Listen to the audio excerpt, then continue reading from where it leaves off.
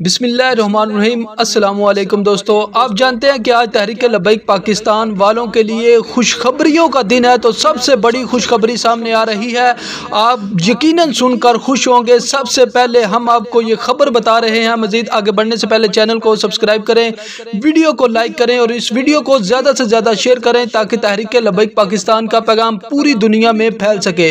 जी नाज़रीन, एक तो सबसे बड़ी खुशखबरी ये है कि तहरीक लब्बैक पाकिस्तान के सरबराह अल्लामा साद हुसैन रिजवी का जो केस है वो आज आखिरी मराहल में है। उससे पहले एक और बहुत बड़ी खुशखबरी सामने आ रही है कि तहरीक लब्बैक पाकिस्तान की मजलिस शूरा के अहम रुकन पीर सैयद खुर्रम हुसैन शाह की जो जमानत है वो मंजूर कर ली गई है। जी नाज़रीन, ये तहरीक लब्बैक पाकिस्तान के सिंध के अमीर हैं और इस वक्त की सबसे बड़ी खुशखबरी ये है कि इनकी जमानत जो है वो मंजूर कर ली गई है। और इसके अलावा अल्लामा साद हुसैन रिजवी की खुशखबरी भी इंशाल्लाह इसी चैनल पर हम आपको बहुत जल्द सुनाने वाले हैं।